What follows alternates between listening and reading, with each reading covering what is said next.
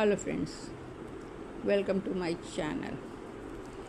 I am here with some MCQs on curriculum. Very important for CTET. If you like the video, please share and subscribe. What is curriculum? Mainly concerned with. Curriculum का main focus क्या होता है? A. Only textbook. B. Only examination. C. Total learning. D. Total learning experience. D only syllabus. Answer है total learning experience. Curriculum सिर्फ किताब नहीं होती बल्कि स्कूल के अंदर और बाहर होने वाली सारी गतिविधियाँ, लर्निंग एक्टिविटीज़ का प्लान होता है. For example classroom teaching, projects, sports, debate, सबको मिलाकर करिकुलम बनता है. मतलब स्कॉलिस्टिक एंड को स्कॉलिस्टिक दोनों एक्टिविटीज़ इसमें शामिल होती हैं. Question number 2. Who decides curriculum in India at national level? उत्तर है नेशनल NCF. नेशनल करिकुलम का डिसीज़न कौन लेता है?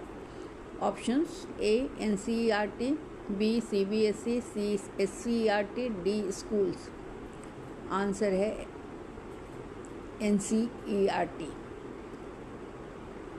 NCERT national curriculum framework NCF बनाता है और उसके तहत करिकुलम सेट किया जाता है. NCF 2005, NCF 2023 दोनों NCERT के अंदर होते हैं. करिकुलम. तीसरा क्वेश्चन है curriculum is a dynamic concept because. Curriculum dynamic क्यों होती है? ऑप्शन है it never changes, it changes with society, C it depends on teacher, D it depends on exams. उत्तर है कि यह सोसाइटी के साथ चेंज होती है. It changes with society. Option B. Society, technology और लर्नर की ज़रूरतों के साथ करिकुलम भी बदलता है. उदाहरण के लिए कोडिंग, AI नया करिकुलम टॉपिक्स बन गया है क्योंकि अब समाज में इसकी ज़रूरत हो रही है. Question number 4. Which curriculum is learner centred? Learner centred curriculum कौन सा होता है? ऑप्शन है subject centred, B activity centred, C teacher centred, D exam centred. उत्तर है एक्टिविटी सेंटर्ड जो कि ऑप्शन बी है. इसमें बच्चा एक्टिव होता है और लर्निंग बाय डूइंग, खुद करके सीखता है, जैसे प्रोजेक्ट वर्क, एक्सपेरिमेंट्स इत्यादि. Question number 5. Hidden curriculum refers to. Hidden curriculum का मतलब क्या होता है? ऑप्शंस हैं A written syllabus, B moral values learned indirectly, C exam pattern, D time table. Answer है B moral values learned indirectly.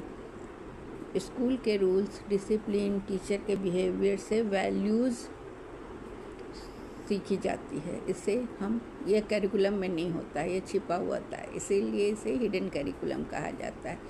जैसे assembly में पंक्चुअलिटी मस्ट होता है, तो ये सारी चीज़ें खुद ब खुद सीख लेते हैं बच्चे, ये करिकुलम में मेंशन नहीं होता.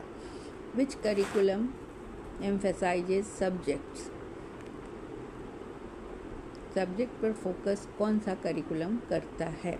ए activity centred, B child centred, C subject centred, D life centred. उत्तर है subject centred, C option.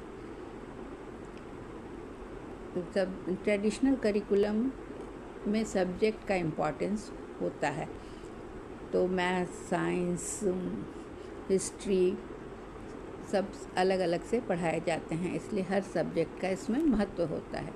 Question number 7. Core curriculum किस फोकसेज ऑन? कोर करिकुलम किस पर फोकस करता है या उसका गोल क्या होता है?